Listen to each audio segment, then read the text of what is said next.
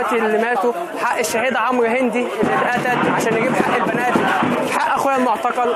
عندنا 4 معتقلين، انا والدي معتقل واخويا معتقل، يعني الناس تجيب حقهم من ناحيه.